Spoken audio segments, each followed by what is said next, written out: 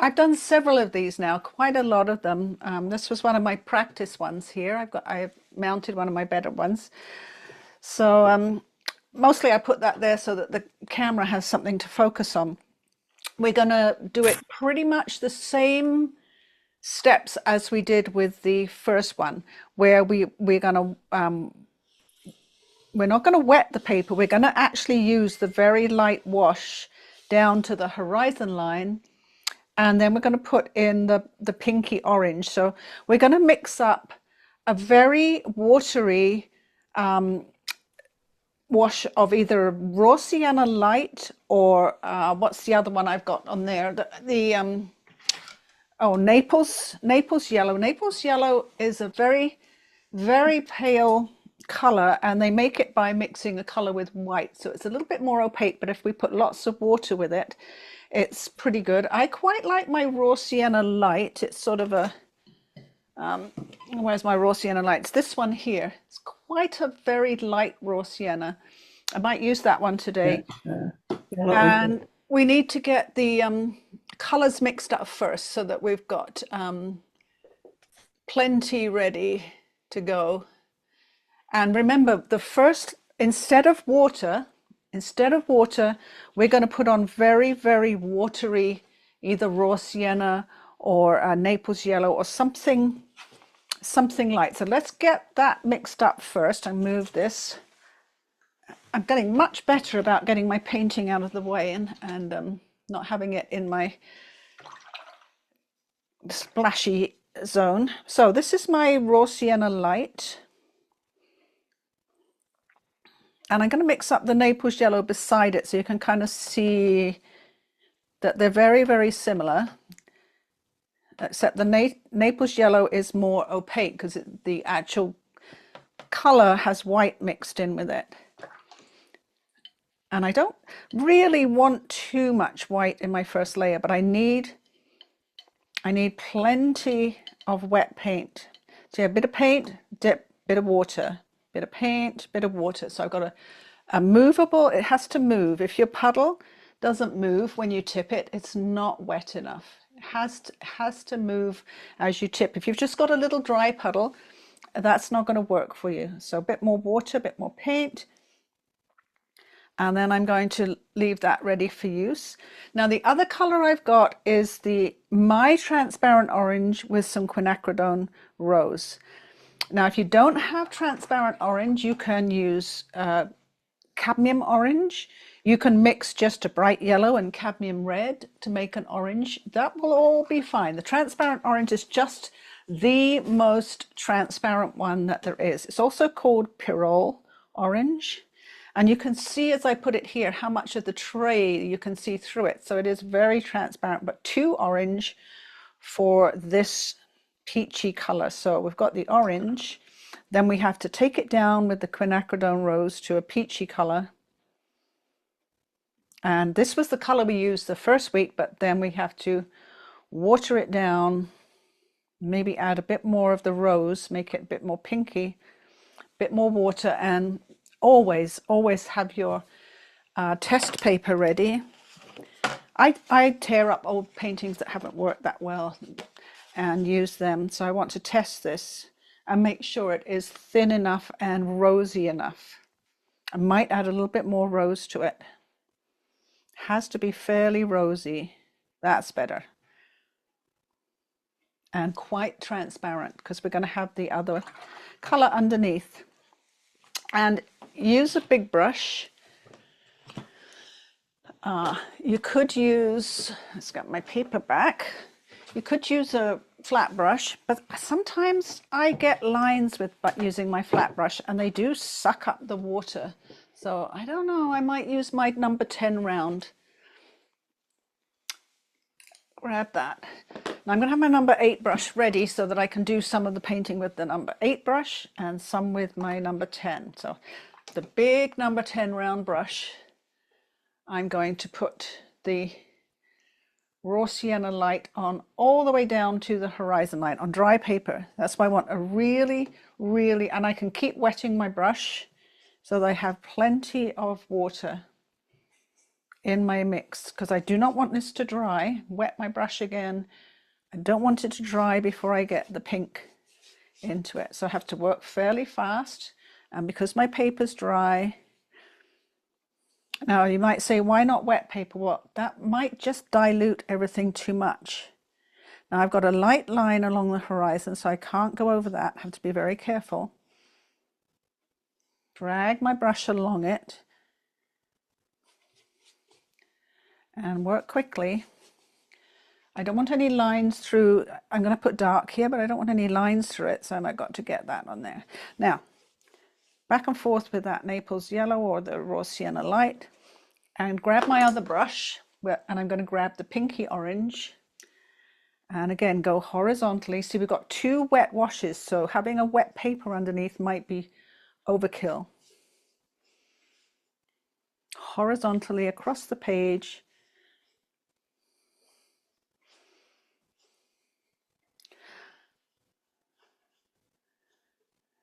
And I don't have to worry too much about this island now because it's got a color on it. And the orangey pink is going to fade into that color. I'm going to turn my light down. My light's quite bright, so you're not seeing it quite as bright as it is. And it's quite wet, so I can keep going with the orangey pink until I get the colors that I want. Now I'm not going to go over the mountain too much because I've got an orangey pink glow behind there. I can put a little bit more on the sky, and I don't want to overdo it. I don't want to start lifting paint. My light is very, very bright. I want to turn it down a little bit. A little better, just to get the color a bit more even.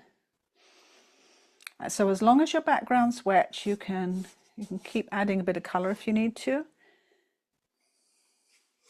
Color, not too much extra water.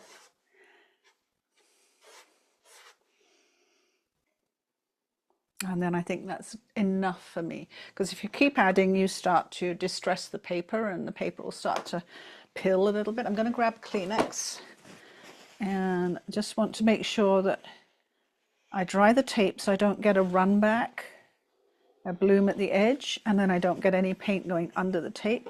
Not that it really matters if you're going to frame it. But be very careful. And then that has to soak in. So we'll just leave that to settle in, and we're going to use that same pinky orange on dry paper on here. But I'll let you catch up first so that you've got time to do yours. And I'll keep playing with my light till I get it a bit more.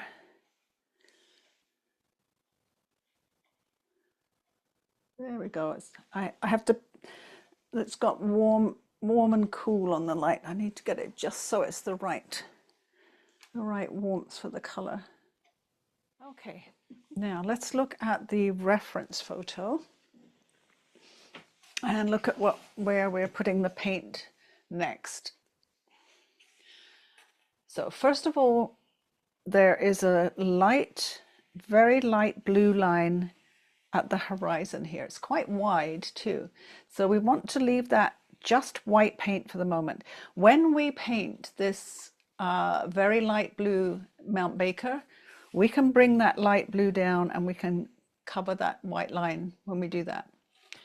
Now we definitely need the pinky orange in the foreground here. In this corner of the photo, it's a little bit more raw sienna-ish. So, I mean, if you wanted, you could sort of have a bit of the raw sienna here and have the pink blending into it. There's also a little bit of reflection from the dark island here, just a tiny bit. It'll be done dry. And then we can take the pinky orange underneath all of this dark here so that we have it bleeding through the reflection here.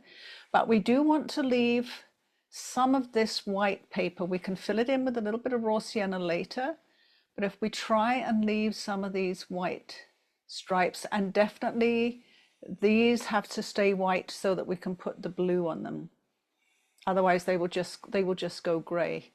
So these are really, really important to leave dry for now. That's why we work on dry paper. If we worked on wet paper, you wouldn't be able to get these lovely distinct lines.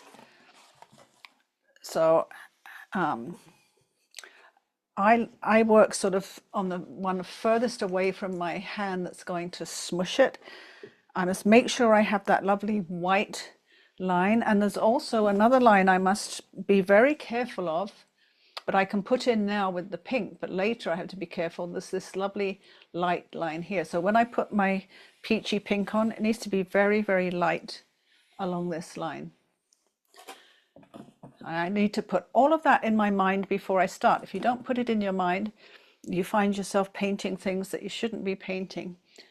So I've got my tray here. Sort of here, I've got some of the raw Sienna Light with the peachy color. That can be for the very light areas, and then I can go more into my more concentrated paint as I get further close to the foreground. Right now I'm going to use the very light paint, ready splash paint, and I can start right next with the point of my brush, very carefully, right next to that light line. Now remember, the other light line is going to be light pink, so I can go over that for now because I'm going to put the dark reflections over it, and I'm going to put dark over here too. But what I want to be very careful of is I'm going to have some other light lines coming in from the side here. I want to leave those out. And if you keep going horizontally all the time, you'll have the right direction for your paint. There's quite a wide band here. And if you don't get it with this first pass, it doesn't matter. You can get it with a second pass when this is dry if you need more.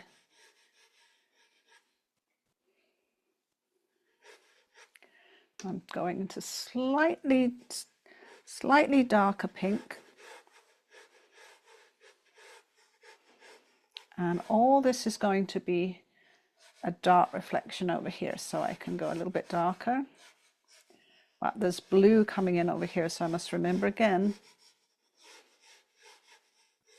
to leave that space where the blue comes in. Go carefully, go slowly, think about it. If you have your reference picture handy, keep giving it a good look. See where you're supposed to be going. Doesn't matter if you're not exactly correct, but you do want to be mostly correct. Little sliver of rosy orange coming in here.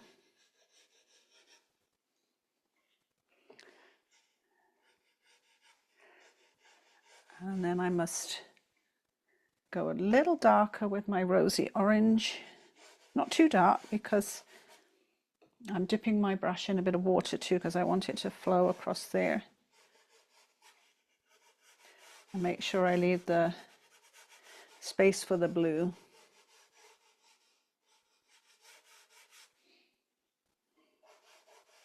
Grabbing more paint all the time so I don't want a dry brush at this point.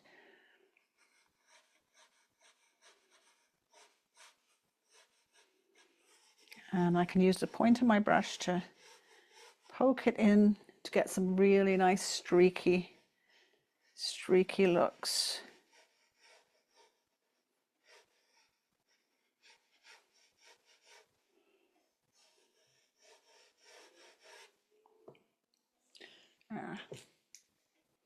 Now I think I've left enough white space for my blue. Probably being over generous, so that's okay. I think I've kept it light enough near the horizon.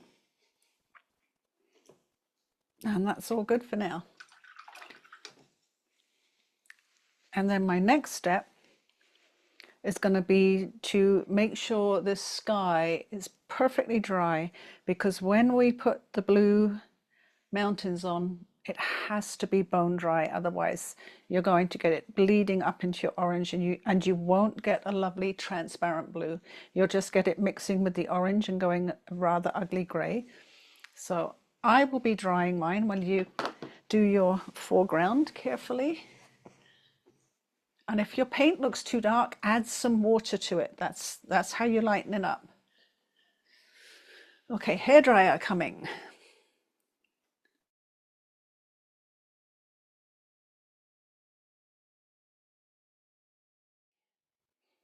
Maybe I'm going to mix up the blue for the mountains for Mount Baker. What I want is a fairly, I was just testing the Indanthrone Blue and the Cobalt with the Phthalo Blue, because I want something that's quite transparent and quite blue, so that I have that complement to the orange and I have that little bit of transparency. So I'm going to start with the mixture that I recommend, which was the Cobalt Blue.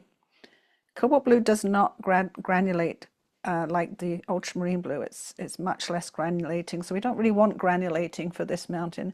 And a little bit of phthalo to brighten it up. Phthalo is very transparent, much brighter blue, and we don't want it too strong, so I'm going to add some water, a couple of drops of water from my brush, and I'm going to try that, try it here and try it over the orange color. Maybe add a little bit more water. You don't want it too strong. Of course, you can see the edge of my orange there, so that's a little bit misleading. You won't see an edge. And I'm going to try it with the Cobalt. Oh, I'm wondering whether to use, yeah, try all three. I like to try things. So the Cobalt and the Indanthrone Blue. It's going to be a bit darker, and that might be better for the darker mountains.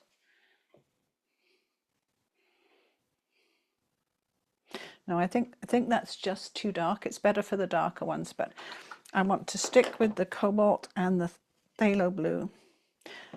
The Cobalt on its own would be okay, except it's not very strong and it's not very bright, and it may not be quite strong enough or bright enough to show up. So the Phthalo just gives it a bit more punch. But you don't want it too strong, because it's very, very light. It's misty. It's a long way away. So mixing it quite liquid. Move that out my way. My painting back. Now, you don't want a tiny brush for this, because we've got quite a lot of space to cover fairly quickly, so that we don't get any lines or brush marks in it. So it's quickly covered. So I mixed with an 8, but I think I'm going to switch to a 10 to make sure I can get that paint on fairly quickly. And the thing to do is to start over on the left, where it's quite light in the photo, and you can just gauge if your paint is strong enough. And I'm thinking I'm going to add a tiny bit more cobalt to it. I can get stronger as I come across the painting. And as I paint this, I can come down and I can cover that white line. I want it quite diluted for that, so I'm adding even a bit more water. And I've got to be very careful. If you have a shaky hand, make sure that your paper is dry, and put some masking tape along that edge if you want to keep it nice and straight. But don't put masking tape on there if your paper's even slightly damp. Use the very point of your brush to get the lovely sharp edge on the mountain.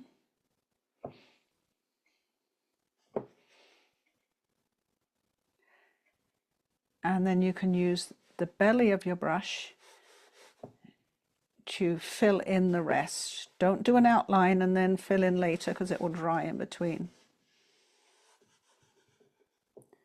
If you feel it's getting too dark, add some water as you go to your mix. Now remember, any lines that you leave on this island will show, so you have to fill it into the horizon line on that forward island. Use the point of your brush to get up there, and don't take too long. Don't go back over your brush strokes. Don't go back to where you started and go over it again. Leave it alone.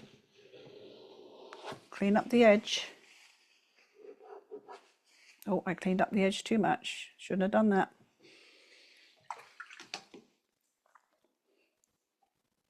And then just let that soak in. Now you should be able to, as it dries, you should be able to see a bit of the pinky orange glow from behind. I have a little spot here that I didn't cover, but I'm going to cover that with the really, really dark indigo for the dark silhouette, so I'm not going to worry about that.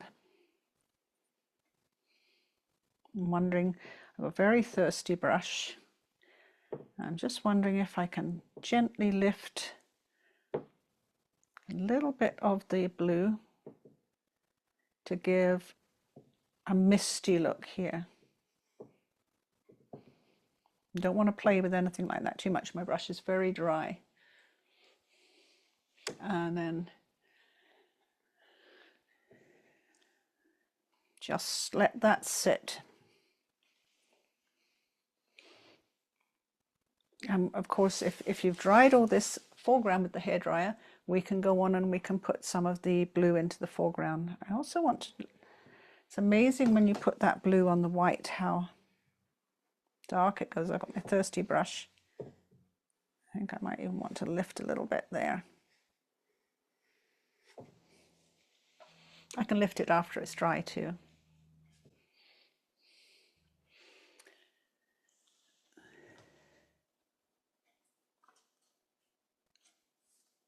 Now we can use the same blue but watered down a bit and a much smaller brush. I'm going to use my number 4, much smaller, and I'm going to water down that blue even more till it's almost just water, very little colour. And again with horizontal brush strokes, even more water with that. I'm just going to put in the more water still. I want it very, very pale blue. And I'll put in these blue reflections in the water here. They come all the way over here.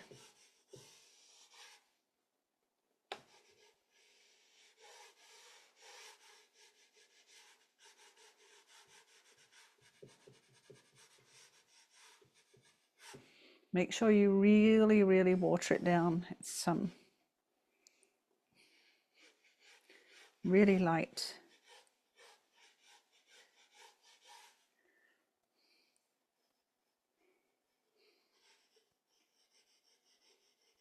A bit there.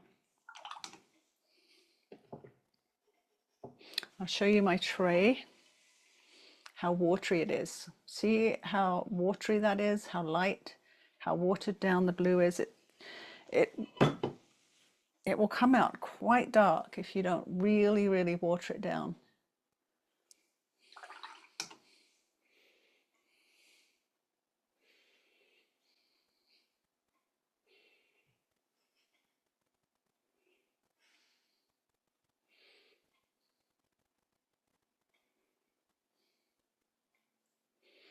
I'm going to take just a little bit of Indanthrone Blue, and while it's wet, I'm just going to add a little tiny bit of darker reflection just here where it sort of reflects the mountains and the darker islands.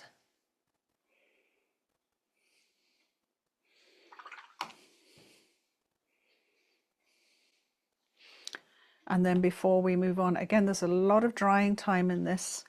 Before we move on for the next layers of mountains and reflections, this has to be perfectly dry again so that we get the nice crisp edges to the next mountain ranges. So while you're doing that, I'm going to dry mine again. And it's really important with drying that you let everything soak in till it goes kind of dull. When your painting is wet, it's shiny. And then as the paint really starts to soak in and the water starts to evaporate, it will go quite dull.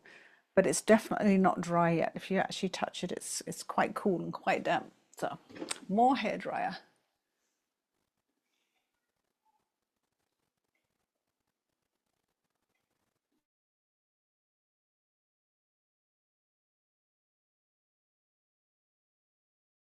Now what I'm going to do is I'm going to show the difference between the different blues. I have the ultramarine, which is fine to use for the next row of mountains, because you're actually going to be going over orange and the cobalt mix, so it dulls it down a little bit. So you can use ultramarine if you want to. I really like this Indanthrone Blue. It's darker than ultramarine. So you could have two effects. You could have the ultramarine and then the Indanthrone. The Indanthrone doesn't granulate as much as the ultramarine. So this is the Indanthrone Blue. If you wanted that, like in the photo, the back range of mountains is quite dark. I like to leave them a little bit more transparent in watercolor. And I'm going to do the indigo. The indigo is quite dark. This is Daniel Smith one. So I don't think I would go with the indigo for the second range of mountains we're going to do, but I'm definitely going to use it for the closer ones because it's a lovely, lovely deep dark blue. If you don't have it, that's fine. We can mix the ultramarine blue with some of the orange and some of the Payne's grey. We can definitely mix a nice dark color. So they're just suggestions. They're just whatever you would like to use. I think this was one of my original ones where I used ultramarine in the background, and then I mixed ultramarine with some Payne's grey and transparent orange to get the darker ones. So there's many ways to do this, depending on the mood that you want in your painting. But because I don't think I've used the Indanthrone for this one since I bought it, I'm going to use it. I'm not going to worry that I have all the other blues on my palette. Just going to mix them in.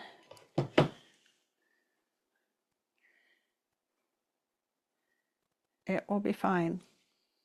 And mine is perfectly dry now. And I'm using the Indanthrone. So I've got my number 8 brush, again, so that I can get the paint on fairly quickly without streaks.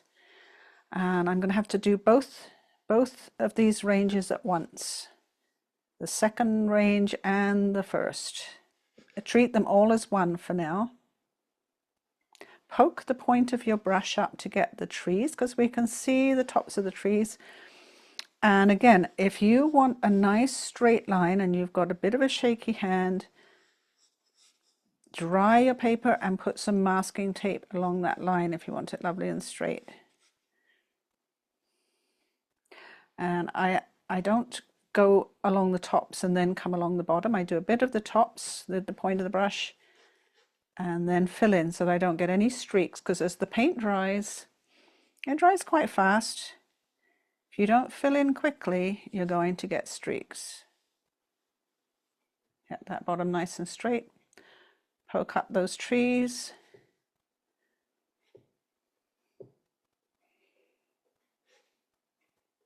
And this will go behind the island in front, but we still have to come along. And again, you can put masking tape here. Don't forget that if you're putting masking tape, don't forget that they're at two different levels. These mountains back here are a different island to this island in front here. So you want to have, your masking tape just to here, and then a separate piece if you're doing it, not all the way across. This island is much closer, so we can have even more dramatic tops to the trees. Again, put your tops in. Don't wait too long before you connect to the bottom of the land. Make sure you don't fall into the trap of having your trees all equal heights. Some are barely noticeable, and then some stick up, and have a nice variety.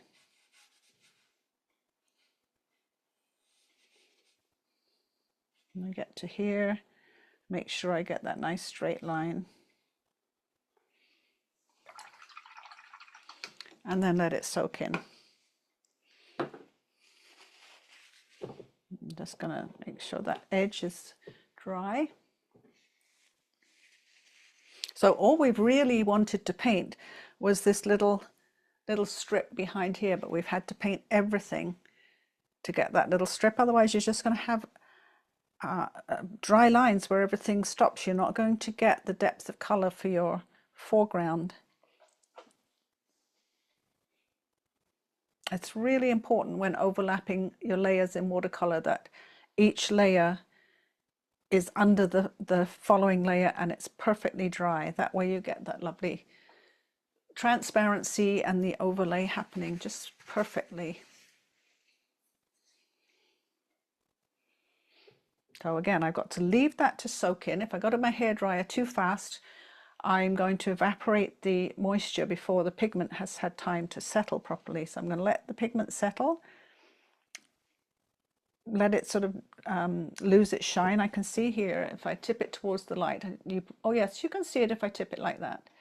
You can see it's still shiny where it's wet, but over here on the left, it's starting to go dull where it's starting to evaporate. So I want to wait until everything has lost its shine, and then I'll do my hairdryer. Actually, there are a few little spots in here that I would probably like to add a little bit of raw sienna to. I don't want to leave them white. They're not white in the photo. They are a kind of a very, very, very pale pinky raw sienna. So I'll probably go to my tray that has still my pink and my raw sienna on, and I'll water that down and add a bit more. Oh, my brush has got blue in, which is not going to be good for that mix whatsoever. Blue is one of those colors that your brush will hold on to. I'm even going to have to use some soap to get that out. It really gets in there. And some clean water. There we go. And I'm going to get some raw sienna and a little bit of that pinky color. And bring this over. Look, it's going to be super, super pale. Take a bit more pink in. That's going to look really dark on my paper, believe it or not. And I'm going to get my little number 2 brush and grab some of that color. And I'm going to see what that looks like. I think I need a little bit more raw sienna in it. It's a little bit too pinky. A bit more raw sienna.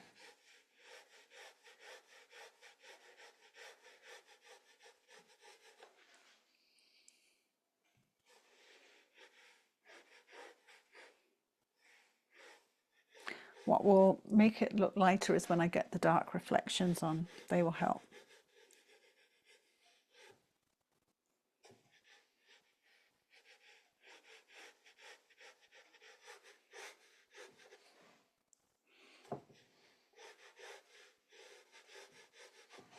Pop those in.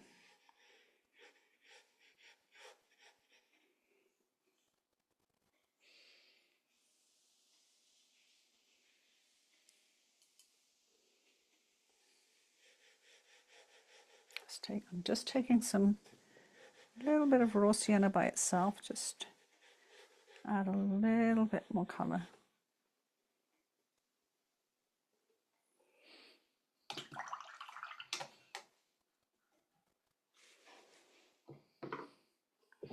And I'm going to check my blue, and it is losing its shine considerably, so it's a good time to use my hairdryer.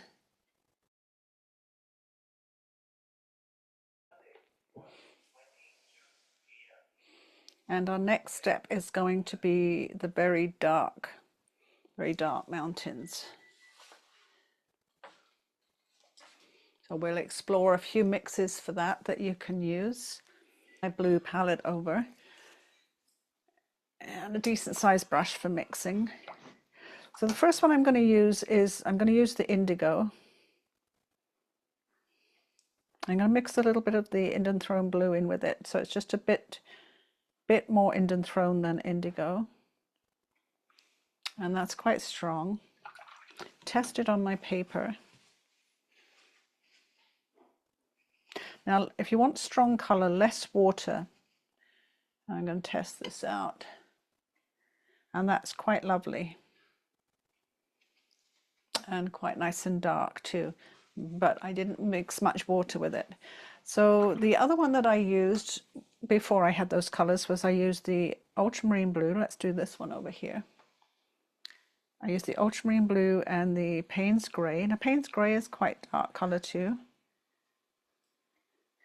So not much water if I want a dark color. I'm not dipping in my water bucket. I'm not washing my brush. I'm going into the Ultramarine, into the Payne's Grey.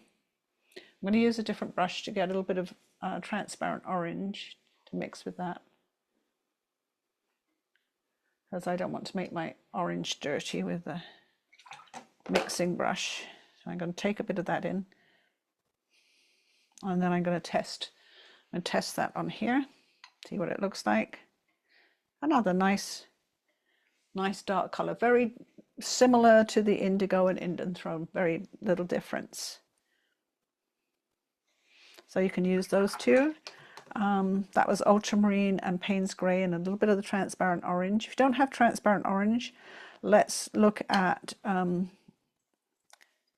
Ultramarine, Payne's Grey. The reason I added a bit of orange is they're a little bit bright just on their own. That's just the two of them. They're not too bad. They're not too bad at all.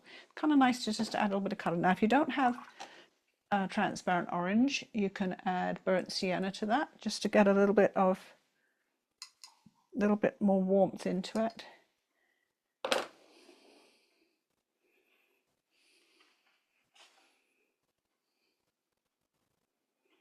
Kind of nice. Another color is, and I think Carrie has this color, Quinacridone Burnt Orange. Quinacridone Burnt Orange is almost like burnt sienna, but a bit more orange. So that's also a good one to mix in to get a good dark color. The oranges and the orangey browns just give it a little bit more depth. It does make it slightly more opaque, but it gives it good depth. So you've got a range of choices there to use. Any sort of dark blue mixed with some Payne's Grey or Indigo, and if you put in like a burnt sienna or a dark orange, you can get a good dark mix. Even my favorite, which is Ultramarine Blue and Burnt Sienna.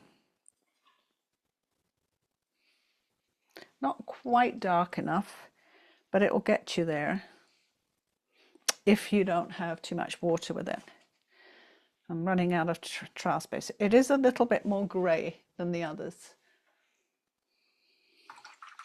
Well, there you go. I've got a palette full of dark paint. I'm going to go back in with my Indigo. The Indigo, though, the black is really, really granulating in there. That's Daniel Smith for you. It's a Daniel Smith brown, and they do love, and they're known for their granulating paints. And sometimes I don't want granulation, but we're going with those two anyway. Move that out of the way. Look at me, I haven't splashed once yet. Don't say that. Could happen at any minute. All right, let's bring this back. Get it centered.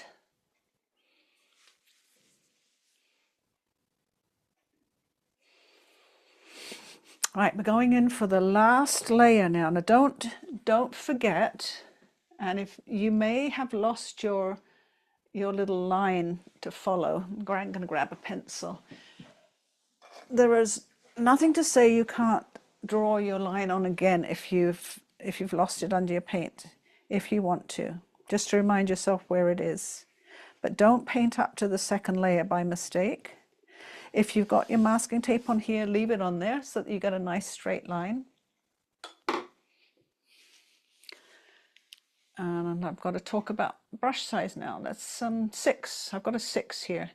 I'm going smaller and smaller all the time. I might I'll switch over to my 8 when I get to this side, but for this side I'm going a little bit smaller, so let's grab my number 6 brush.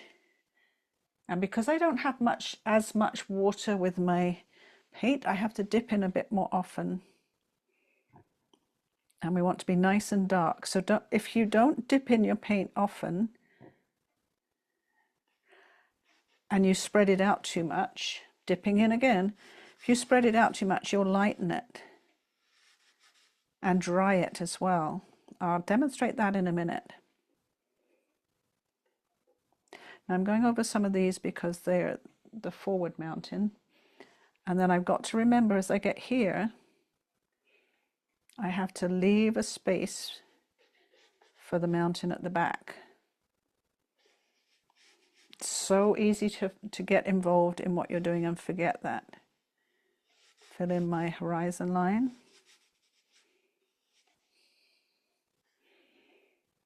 And again, don't be too even with your trees. Some small, some big. Go up, go down.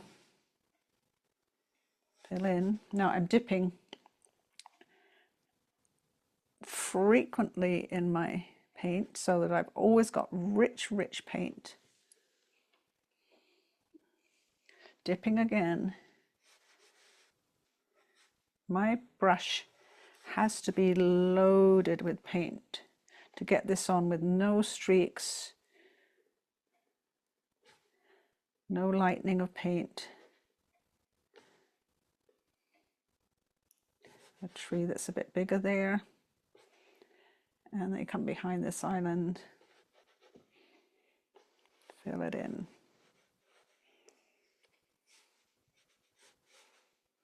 Now just remember there's a step now because this island in front has a different line underneath it. It's closer to us, so I'm doing a little bit of manipulating with my brush to poke it out into the light a little bit more. And pretty soon I'm going to switch to my bigger brush so I can get more paint on. You can even have 2 brushes in your hand if you want, one for the little treetops and one for the filling in the bottom. Because sometimes my number 8 brush, which I've switched to, hasn't got a point that's as nice as my 6 has got quite a nice point on it. So I've got 2 brushes in my hand, number 6 for the treetops, number 8 for filling in.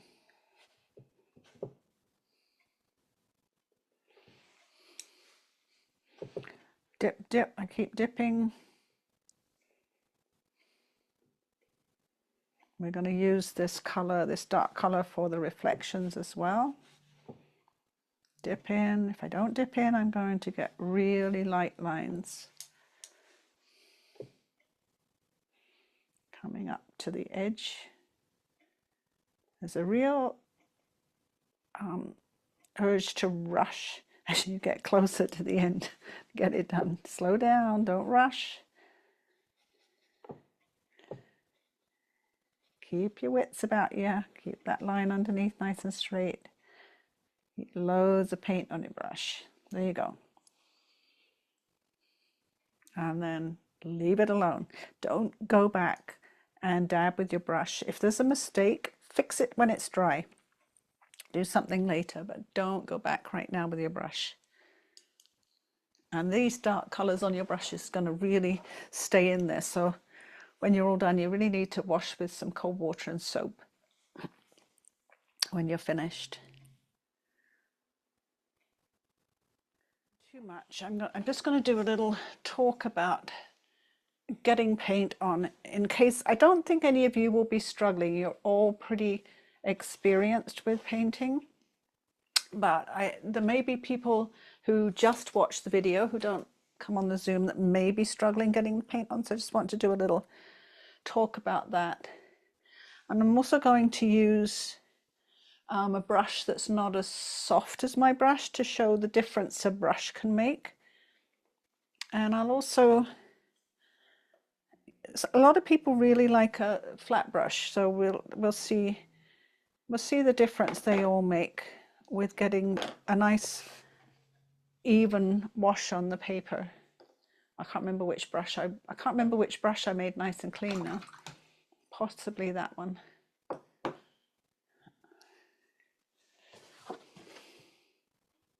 That one, yeah, that one's got paint on. That's good. So I'm going to start with my good brush, my Silver Black Velvet. The squirrel and a man-made, like polyester. So they have the benefits of both. They have the absorbency of the squirrel and the spring of the polyester. The polyester keeps a nice point and a nice spring.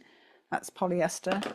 And the squirrel holds lots of water, so they are really good for that. If you don't like using animal hair, they're starting to make some wonderful replicas of animal hair with the fibers, so you can still get good ones. Now, I'm going to load my brush with paint. If I want to paint a lot of area, I want to really roll my brush in the paint so it's loaded. And then I've got the paint as it sits on the paper should be raised up from the paper. It shouldn't soak in really quickly. It should stay raised up and shiny for a long time. Now, if I don't dip into my paint very often, if I try and make this paint go a long way before I dip in, it's hard for me to do it wrong, but I'm trying. So supposing, like, let's make this paint, let's spread it out, make it go further. I'm not going to stop and dip in yet. I'm doing it wrong, by the way. This is not how you do it. Let's pull the paint out. Let's keep it going. I can't be bothered to stop, or I haven't remembered to stop and dip in. And eventually it's going to get drier and drier and drier. And then you're going to struggle to get the paint on. It won't go on the paper clearly. What you'll get is you'll get wet lines meeting dry lines, meeting brush lines. You'll get a whole big streaky effect, and it'll get lighter and lighter. And then you'll be like, oh, I forgot, I've got to dip into some paint. And you'll dip into some paint here. I'm not saying you will, but somebody might. Somebody who's struggling with this might dip into the paint there, and then now I've got a line where this meets here. Oh dear, I better go back and I better blend it in. And I've got to blend it all the way back here. Oh dear. So you're struggling back here to get it blended in. And so you will end up with blobs and streaks and backgrounds. Your wet paint will run back into your dry paint. And some people get a water on their brush and they try and blend it out with some water. And again, you're going to get lighter paint, and then you'll get a big back run into your paint. So these are all things not to do. Yes, you can dip into water if you want it to go lighter, but you have to kind of do it a little bit gradually and make sure that you don't get a back run. Now, having a really good brush helps a lot. So now I'm going to go to a very cheap, nice brush. It's okay. This brush, I think, this size of Silver Black Velvet is about $40, I think. and this one probably around $5.99. So there's a big difference in price. And again, I'm going to load my brush. I'm going to roll it in the paint so it's really, really loaded. And I'm going to see how I do. It's not bad, you know, for a cheap brush, not bad. I don't get the nice point, even though it has a fairly nice point. But it's literally not bad, this brush. It's okay. But you do have to be careful with these cheaper brushes that are just polyester, that they hold enough paint and they're not too scratchy. And I'm actually doing quite okay with this one. So this is quite a good one for a cheap one. It's a Royal Prestige Royal Lanicle. I think I got it from Iron Oxide. I can't go in the shop without buying a brush. It's impossible. But still, if you have to dip in, frequently to keep the color nice and dense. So I'm dipping in, paint a little bit. Definitely can't get the point that I can get with my better brush. The points are a little bit flat. Dip in. I don't ever dip into water unless I want to fade, and then I'm going to dip into water now, mix it with my paint, and fade a little bit. Go a little bit lighter, but you have to be careful because you can get a background. I'm controlling the water so I don't get too much of a background. And I have to say that brush wasn't bad. Now this one up here looks really bad because I did a lot of mistakes in it. And that's one of the reasons I bought this brush. It's quite a nice one, especially for students. I'm going to use it. I don't like flat brushes very much. I can't manipulate them as well. But I'm going to try it anyway. What they are very good for, a flat brush, is for getting this nice straight line along the base. You can pull it along the base, but well, you know, you can use the side. Actually get a very nice effect. Using the side, you can get some very thin trees.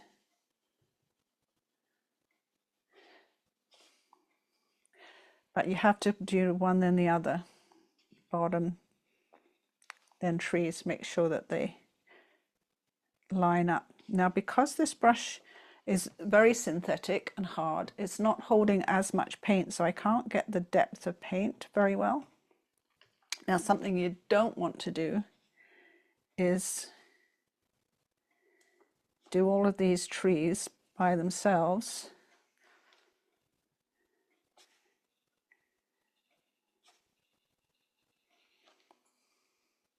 Don't do this.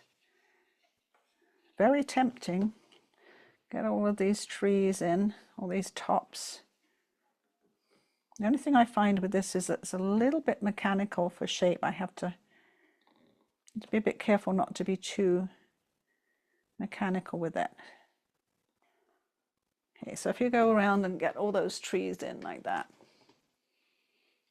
and then come back, what you probably are going to get is a line where you stopped, a dry line, and you're probably going to get a water bloom where you stopped the tops and the bottoms. So you'll get that white line, and you'll get here, I'm getting that water bloom where the dry meets the wet. So that's why you connect as you go. But what a brush like this is great for is for doing those lines in the water, back and forth with the thin edge, and getting a nice straight line along the horizon. So they are very useful. And you can see that this one, being quite man-made, is not holding the amount of paint that the squirrel and man-made one, what you pay for is usually what you get. So just a little sidebar there, when yours are all drying and everybody's catching up. Right, what we are going to work on now is the reflection. So we have what we did the first week. we have a wet area here. We wet it with clean water so that we can have very, very light blue here.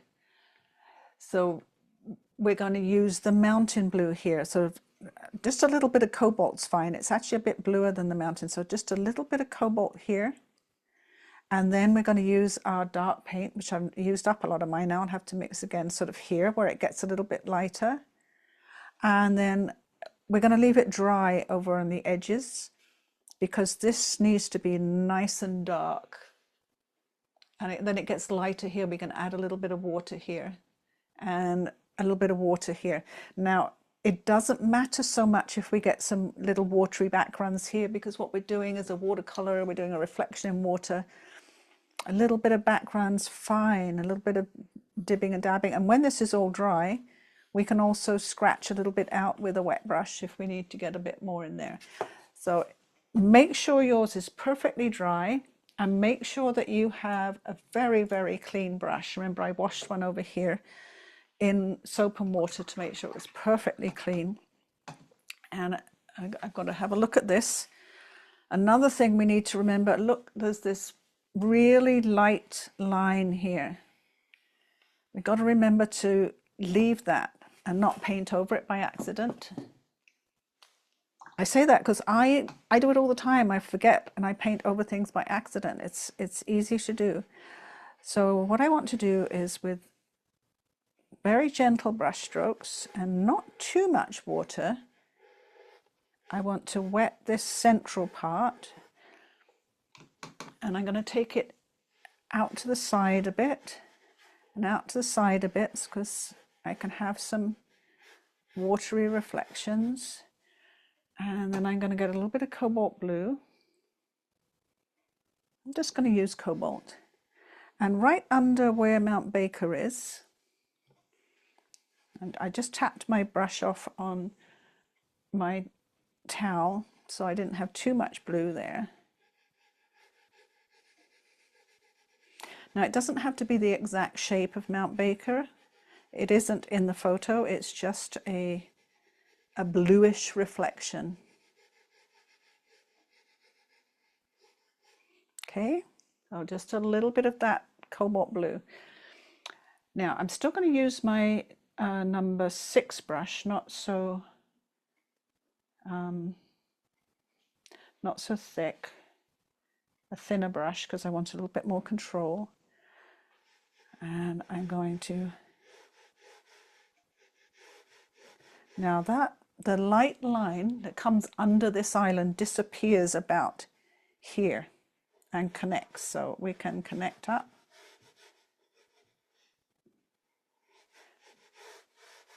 And I want to get a bigger brush. Now I'm going into a bigger space.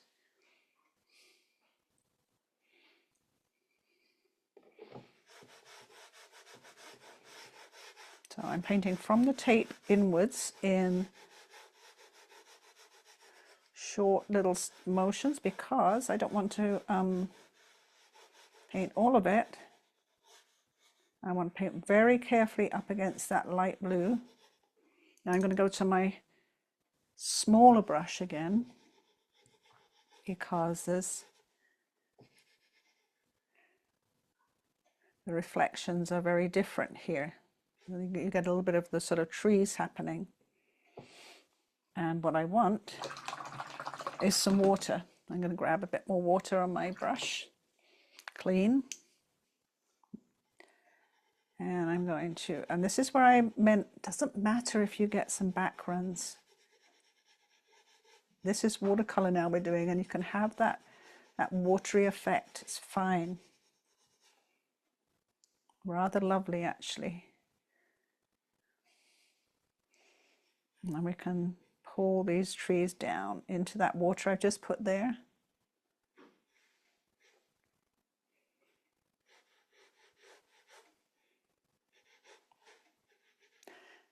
And it's not quite dark enough in this spot. I'm going to put that darker on later.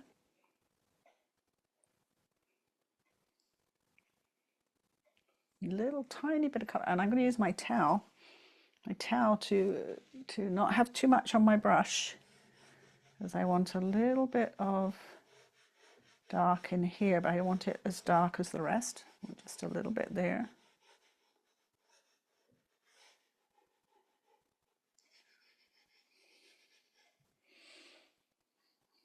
And then I'm going to stop fiddling with that side.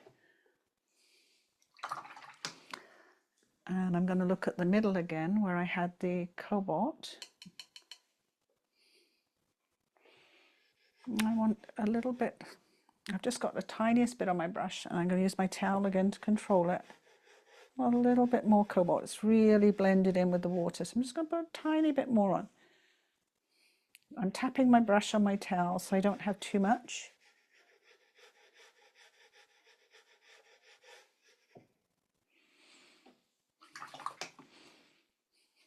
And this side has dried up a little bit, so clean water.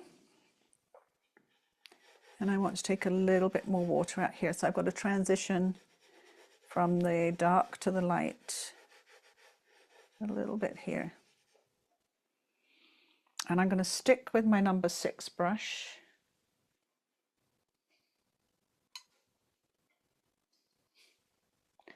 I'm just loading up with paint, loading my brush up with nice dark paint, because I'm going to come in from the left.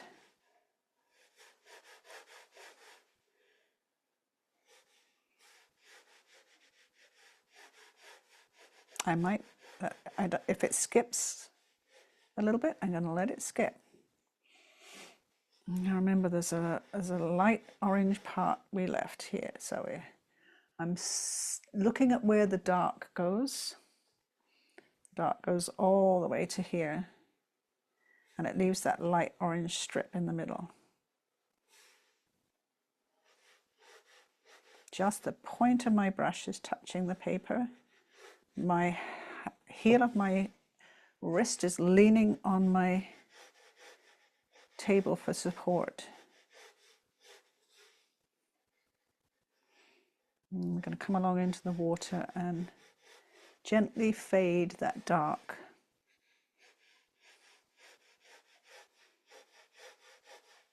You can hear kind of a scratch as my wrist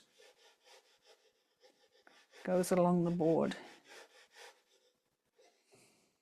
Load up my brush again.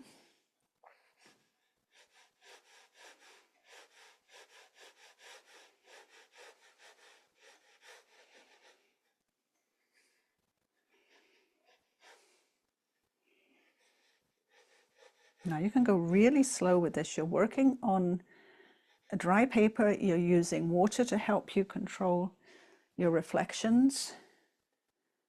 You might need a second layer,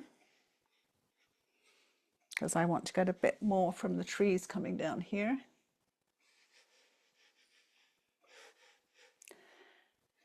And I'm kind of looking at my reference photo where there's, I'm going to dilute my dark now with water.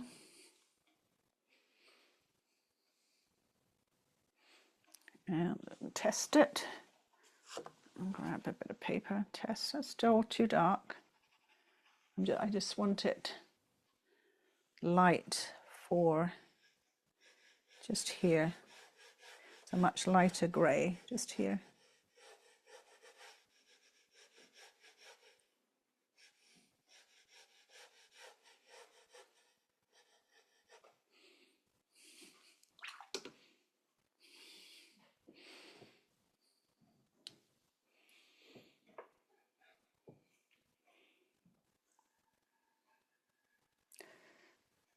And I'm just looking again to see where I am.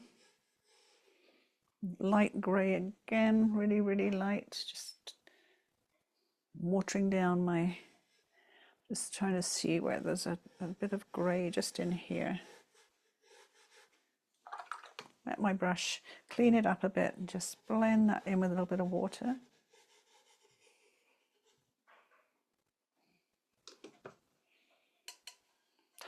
Tiny bit of cobalt on my brush. Tiny bit of grey blue in here.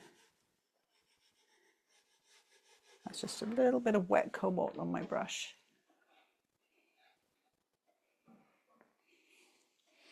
Now, as this side is drying up, I may be able to get some of these stronger reflections on here.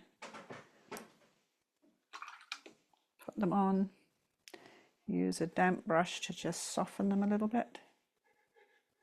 Don't do this if it's still not dry enough, because you'll get a little bit of a background, so you have to really be careful if it's not dry yet.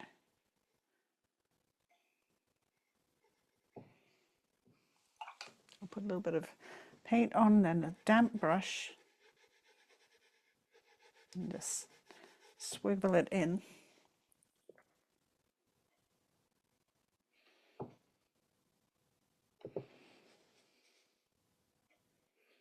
So they kind of get darker as they go along. I'm putting them coming down from that island, and they don't look right when they're like that. So what I have to do is get a clean wet brush, wipe it on my towel so it's not too wet. We don't want too much water in there. And then I have to pull them back and forth to blend them in, to soften them, to make them blurred.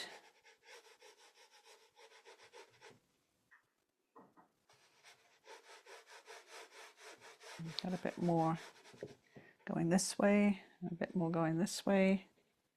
So they sort of come down.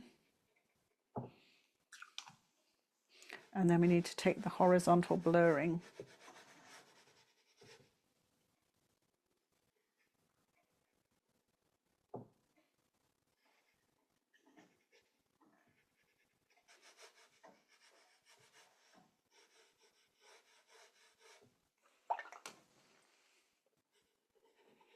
Again, my damp, not too wet brush.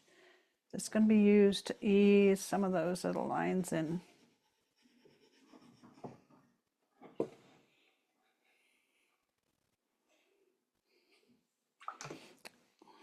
I'm going to take my damp brush here and just, again, just ease those a little bit. You can't do it too much or you'll distress your paper and start to pill your paper up. It's just a little bit of manipulation with a damp brush.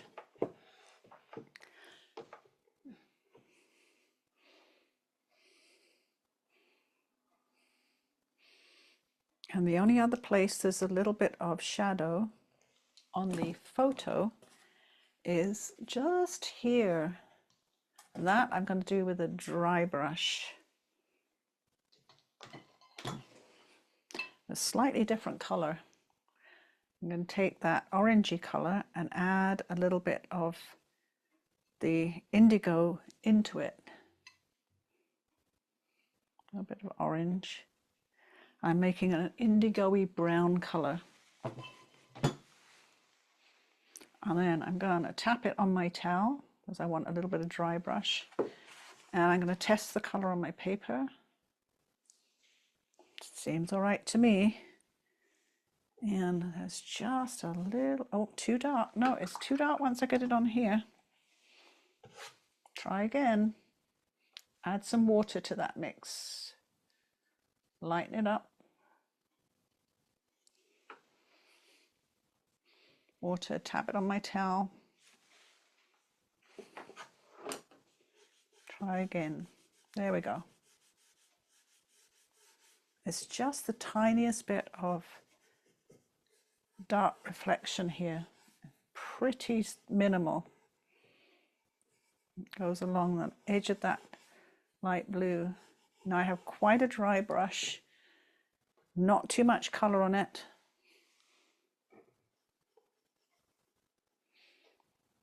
And I changed the color of the indigo by mixing it with a little bit of that salmony orange. And I've got a very clean brush. And I'm just going to make sure that really fades into the orange there. Because I don't want to disturb too much of the orange. I want it to be nice and soft and peachy. And it's quite interesting that that corner there is fairly dark.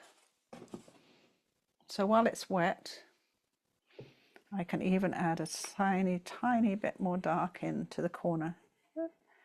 The smallest amount. Dry my brush. You almost don't notice it in the photograph, but it's a good sort of balance to your island here, and a nice way to make the blue, the light blue, stand out. As is, there is a very thin, my zero brush,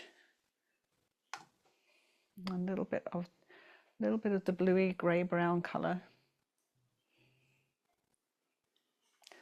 There's a little bit of a line comes in here. I've got a very thin brush, and I've mixed a bit of the orange and a bit of the dark color. There's a bit of a line there, and then get a bit of the bit more bluey color.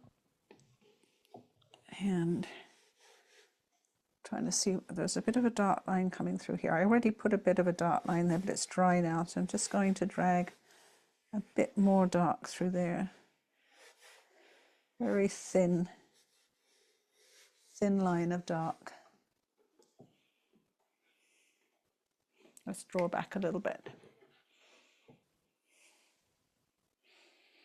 Now this is where I wait a day and I look at it tomorrow when it's nice and dry, and I might add a few more little finishing touches. I might add a bit more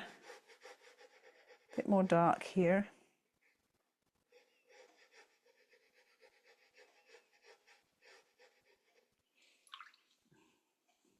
And I might even lift out some color if I want to from the dry dark colors.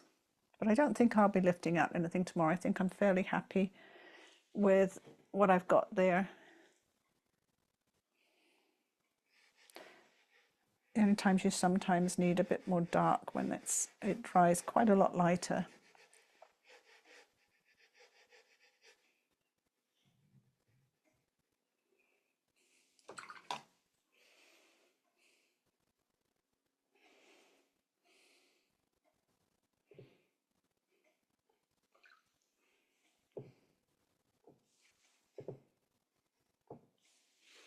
Anyway, I'm going to run the hairdryer over it so that I can completely dry it.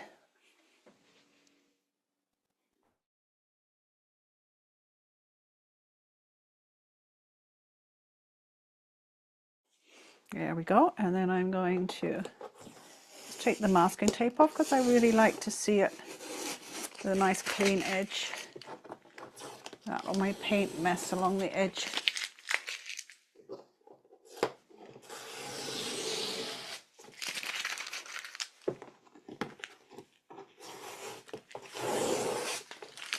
There we are. One more, another one there. This one was definitely a bit lighter than the one I did today. But then I think maybe the reference photo was a bit darker than this one. So each one turns out differently. And I'm sure all of yours will turn out differently too.